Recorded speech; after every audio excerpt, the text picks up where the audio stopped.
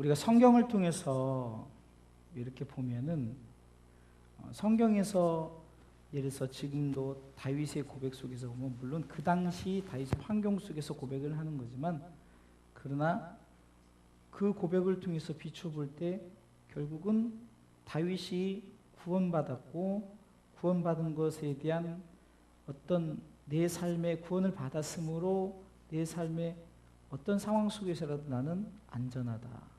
또 그러기에 나는 하나님을 찬양하고 그러기에 나는 끝까지 그 나라를 사모하며 그 나라를 소망하며 살겠다. 이런 고백이 그 당시의 환경 속에서 고백하는 이 고백이지만 그러나 이 고백을 통해서 우리는 다시금 우리가 우리의 신앙의 삶 속에서 이 다윗이 고백했던 것처럼 우리도 함께 고백을 해야 됩니다. 첫 번째 고백은 뭡니까? 구원의 하나님에 대한 것입니다. 구원의 하나님. 1절 말씀 읽어볼까요? 1절 말씀 읽습니다. 여호와는 나의 빛이요 나의 구원이시니 내가 누구를 두려워하리요 여호와는 내 생명의 능력이시니 내가 누구를 무서워하리요. 여러분들 하나님은 나의 구원이시다라는 이 부분.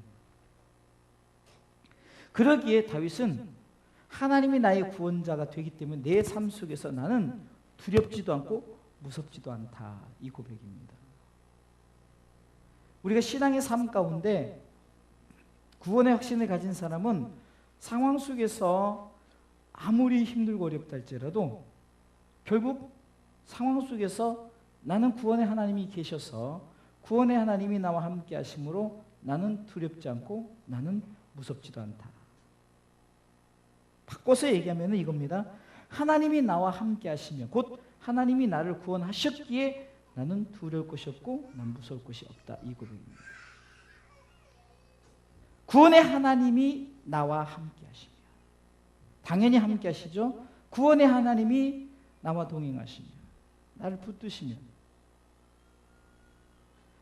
다윗은 그가 목자와 양의 관계를 통해서 여호와는 나의 목자시니 내게 부족함이 없으리로다. 시편 23편 1절의 고백을 통해서 보면은 여호와께서 함께 하시면이란 이 고백. 그러기에 다윗은 여호와는 나의 빛이요 나의 구원이요 나의 산성이요 나의 방패요 나의 피할 도움이시요 나의 영광이요 이렇게 고백할 수 있었던 거예요. 우리가 신앙의 삶 속에서 우리도 마찬가지입니다. 구원의 하나님, 그 하나님을 향해서 우리가 고백해야 될 것은 그 하나님이 나와 함께 계시기 때문에 나는 두렵거나 무섭지 않다. 또한 구원의 하나님이 나와 함께 계시니 중요한 것은 어떤 대적이 나를 치료한다 할지라도 나는 안전하다. 2절 3절 읽어보겠습니다. 읽습니다. 나의 대적, 나의 원수된 행악자가 내 살을 먹으려고 내게로 왔다가 실족하여 넘어졌도다. 군대가 나를 대적하여 진칠지라도 내 마음이 두렵지 아니하며 전쟁이 일어나 나를 치리할지라도 내가 오히려 안연하리로다. 다윗이 상황 속에서 정말 자기 자신을 죽이려고 자기 자신을 넘어뜨리려고 했지만 심지어는 군대가 나를 와서 진을 치고 나를 죽이려 했지만 그러나 나는 구원의 하나님이 함께 계시니 나는 평안하고 나는 안전하다. 이 고백입니다.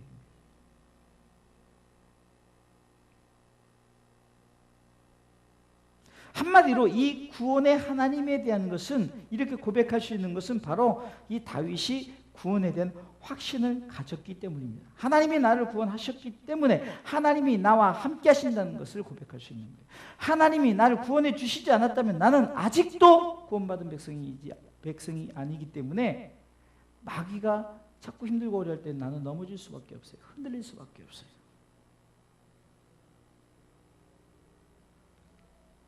그러면서 다윗은 이렇게 고백합니다. 구원의 하나님에 대한 고백을 통해서 구원에 대한 확신을 가졌기에 나는 언제나 무섭고 두렵지도 않을 뿐만 아니라 나는 평안하고 안전하다. 이 고백 속에서 또한 그는 구원의 하나님을 통한 하나님의 나라에 대한 소망을 가졌다는 거예요. 그런데 이 다윗이 이 하나님의 나라에 대한 소망을 가질 때 우리가 4절 말씀을 통해서 보면 그는 소망을 가졌다는 것을 알 수 있어요. 읽어보겠습니다. 4절 읽습니다. 내가 여호와께 청하였던 한 가지 일 곧 그것을 구하리니 곧 나로 내 생전에 여호와의 집에 거하여 여호와의 아름다움을 앙망하며 그 전에서 사모하게 하실 것이라. 아멘. 다윗은 하나님 나라에 대한 소망을 가졌을 때 나 자신이 항상 여호와의 집에 거한다. 내가 여호와의 집에 거하리니, 내가 여호와의 집에 거하리니. 이 말은 뭡니까? 하나님 나라에 대한 소망을 가졌기 때문에 자신의 삶 속에서 하나님의 나라를 어쩌면 자기의 삶에서 이루기 때문에 자기는 이렇게 고백합니다. 나는 항상 여호와의 집에 거한다. 그리고 여호와의 아름다움을 앙망한다. 그리고 그 전에서 사모하게 하실 것이란 이 고백할 수 있어요. 어쩌면 다윗의 이 고백 속에서 일생에 나 자신이 품어야 될 그 소망은 뭘까? 바로 하나님 나라에 대한 소망이었다는 거예요. 그러기에 그는 내가 여호와께 청하였던 한 가지 일 곧 그것을 구하리니 곧 나로 내 생전에 여호와의 집, 내 생전에 내 삶 가운데, 이것은 내가 살아있는 동안에 여호와의 집에 거한다. 물론 교회에 거하고 우리가 하나님께 주신 어떤, 그러나 더 깊이 들어가면은 다윗은 하나님의 나라에 대한 소망을 가졌다 그랬죠. 지난주 사도행전 2장을 통해서 다윗의 고백을 우리가 잠깐 볼 수 있었잖아요. 수요일날 그 고백을 통해서 다윗은 예언하고 꿈을 꾸고 환상을 봤던 것처럼 그 시대에 예수님보다 먼저 태어난 사람이지만 그러나 예수님에 대한 꿈을 가졌고 성령이 충만했더니 그가 그렇게 하나님 나라의 그 예언과 계시와 꿈을 꿀 수 있었던 거예요.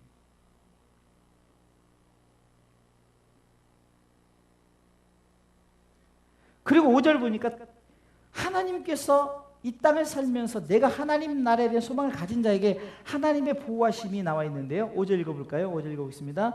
여호와께서 환난 날에 나를 그 초막 속에 비밀히 지키시고 그 장막 은밀한 곳에 나를 숨기시며 바위 위에 높이 두시리로다. 하나님의 보호 방법이에요. 하나님의 보호 방법. 이게 다윗은 환난 날이라는 것은 내가 이 땅에 사는 삶, 그 삶 속에 힘들고 어렵고 나를 넘어뜨리려는 대적이, 군대가 진을 치는 어떤 내 삶 속에서 내 살을 먹으려는 자들, 그러나 그가 구원에 대한 고백과 확신을 가졌을 때 내 살을 먹으려고 왔던 자들이 넘어졌고 돌아갔고, 그리고 하나님께 나를 지키시고 보호하시니 나는 평안하고 안전한 이 고백 속에 이 다윗이 든든할 수 있었던 것은 하나님이 나를 어떻게 한다고요? 지키시고 숨기시고 높이 두신다. 따라서 지키시고 숨기시고 높이 두신다. 하나님의 보호방법. 마귀가 아무리 우리를 넘어뜨린다 할지라도 구원의 하나님이 우리 가운데 구원에 대한 확신을 가진 자에게는 지키시고 숨기시고 높이 두시는 줄 믿으시기 바랍니다.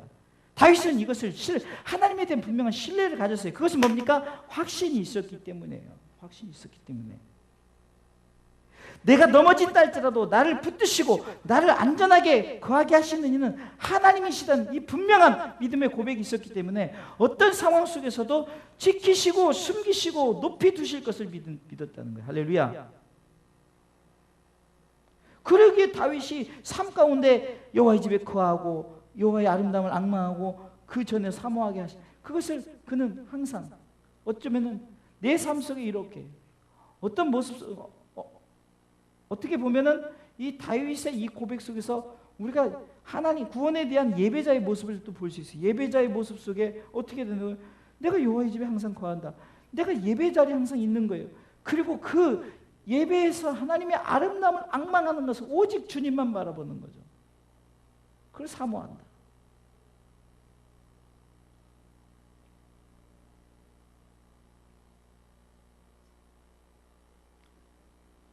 그리고 6절에서는 다윗이 이렇게 고백합니다. 그러기에 나는 하나님을 찬송한다. 하나님을 찬송할 수밖에 없다. 여러분들, 우리가 왜 찬송을 할까요? 우리가 예배 때 왜 기쁨과 감격을 가질까요?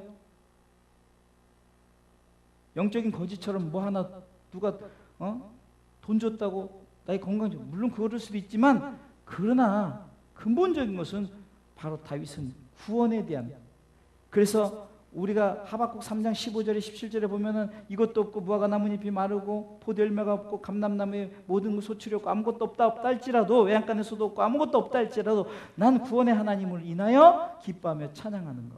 그리할 때 하나님께서 내 발을 높은 곳에 두겠다. 할렐루야. 19절 보세요. 주여는 나의 힘이시며 나의 발을 사슴과 같게 하사 나로 나의 높은 곳에 다니게 하시리로다. 할렐루야. 이 고백이 뭡니까? 바로 구원의 하나님에 대한 찬송의 고백을 통해서 하나님께서 결국은 높이 두시겠다. 지키시고 숨기시고 하나님께서 높이 두시겠다. 6절 읽어보겠습니다. 6절 다 같이 읽습니다. 이제 내 머리가 나를 두른 내 원수에 들리니 내가 그 장막에서 즐거운 제사를 드리겠고 노래하여 여호와를 찬송하리로다. 아멘. 우리가 여호와의 전에서 왜 찬송하고 왜 기뻐해야 되는가? 그것은 구원의 하나님에 대한 확신과 하나님 나라에 대한 소망을 가졌기 때문이라는 거예요. 할렐루야. 7절부터는 이제 후반부에는 이 고백입니다. 내 삶 속에 내가 이제 구원받은 자의 기도의 모습이에요. 7절부터 읽어보겠습니다. 7절 8절 읽어보겠습니다. 여호와여 내가 소리로 부르짖을 때 들으시고 또한 나를 긍휼히 여기사 응답하소서. 너희는 내 얼굴을 찾으라 하실 때 내 마음이 주께 말하되 여호와여 내가 주의 얼굴을 찾으리이다 하였나이다. 아멘. 하나님은 구원받은 자의 간구를 들으셔요. 왜요? 구원에 대한 확신을 갖고 하나님에 대한 소망을 가진 자이기 때문에 이 땅에서 우리 가운데 필요한 것을 채울 뿐만 아니라 우리가 어떤 환경 속에서 다윗이 지금 1절 2절 고백했던 것처럼 여호와는 나의 빛이요 나의 구원이시니 내가 어떤 상황 속에서도 나는 내가 누구를 두려워하고 무서워할 필요도 없다. 나는 안전하고 평안하다. 그러기에 그는 내 삶 속에서 항상 하나님 앞에 간구할 수 있다는 거죠. 그런데 오늘 보면은 7절과 8절을 이렇게 잘 보면은 여호와여 내가 소리로 부르짖을 때 들으시고 또한 나를 긍휼히 여기사 응답하소서. 너희는 내 얼굴을 찾으라 하실 때 내 마음이 주께 말하되 여호와여 내가 주의 얼굴을 찾으리다 하였나이다. 너희는 내 얼굴을 찾으라. 너희는 내 얼굴을 찾으라. 저는 이 본문을 읽다가 지난번에 수요일날 사도행전 2장 21절에 누구든지 주의 이름을 부르는 자는 구원을 받는다. 너희는 내 얼굴을 찾으라. 하나님의 얼굴이 뭘까요? 하나님은 우리 모든 사람이 구원을 받기를 원하신다는 거예요. 바꿔서 얘기하면 너희는 내 얼굴을 찾는 것은 누구든지 주의 이름을 부르라는 거예요. 부르는 자는 구원을 얻으리라. 그때 내 마음이 주께 부르되 한마디로 내가 주의 얼굴을 찾는다는 것은 주님 나를 구원해 주세요라고 우리의 기도 제목이 항상. 그래서 저는 이 7절과 8절 말씀을 통해서 무엇을 생각해 보냐면 우리가 처음에 교회 다니고 그것은 첫 번째 구원은 쉬워도 끝까지 우리가 기도해야 될 제목이 뭐예요? 주여 나를 구원하소서. 예수님이 마지막 십자가 운명하셨을 때도 아버지여 내 영혼을 아버지 손에 부탁하나이다. 스테반 집사가 순교하면 마지막 그 한마디 외침이 내 영혼을 아버지 손에 부탁하나이다. 이게 뭡니까? 끝까지 내 영혼을 구원하소서. 내 영혼에 대한 이 구원의 기도가 우리가 어쩌면 죽을 때까지 있어야 된다는 거예요.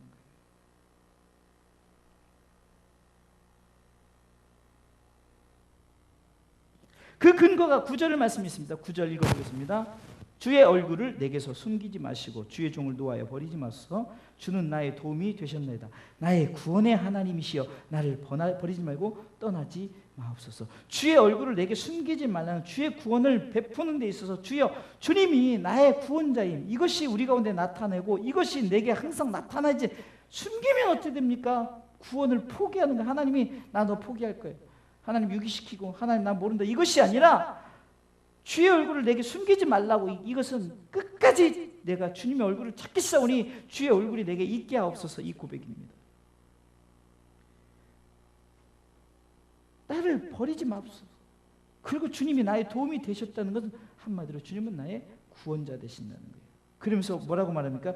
구원의 하나님이여. 그러니까 이 나의 구원의 하나님이시여 1절에 여호와는 나의 빛이요 나의 구원이라고 말씀한 그 다윗이 고백하는 것과 오늘 19절 말씀에 나의 구원의 하나님이여 이 고백을 통해서 보면 결국은 구원의 하나님에 대한 구원의 하나님을 외치고 구원의 하나님에 대한 확신과 그 구원의 하나님이 나를 하나님의 나라에 들이시기 때문에 내가 두려워할 것도 없고 걱정할 것도 염려할 것도 없다. 내 삶 속에서 내가 오직 구해야 될 것은 바로 하나님 끝까지 나를 구원하옵소서. 이 고백이라는 거예요. 그러면서 다윗이 이런 고백을 합니다. 10절 읽어보겠습니다. 읽겠습니다. 내 부모는 나를 버렸으나 여호와는 나를 영접하시리다. 세상은 나를 버렸으나 여호와는 나를 영접하시리라. 부모라고 표현했다는 것은 가장 정말로 부모라면 버리지 않는다, 이 전제. 부모가 자식을 버리겠어요? 그럼에도 불구하고 다윗이 부모도 버린다라는 것은 세상은 결국 나를 버리고 세상은 나를 모른다 할지라도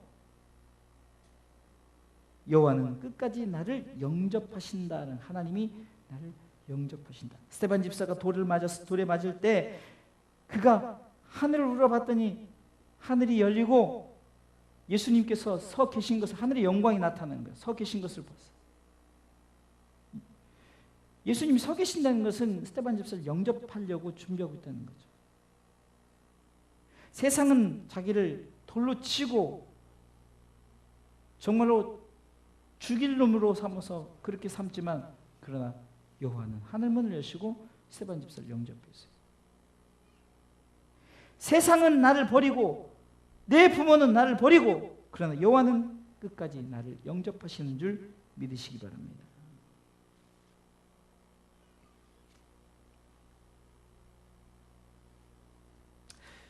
(11절) (12절의) 고백을 통해서 보면은 결국은 내가 말씀 앞에서, 말씀이 나를 가르치고 나를 인도하는, 내가 가야 될 길을 끝까지 안내하는, 흔히 철로 역정, 천국 가는 그 길을 가이드하는 것이 말씀이라는 거예요. 주의 도조.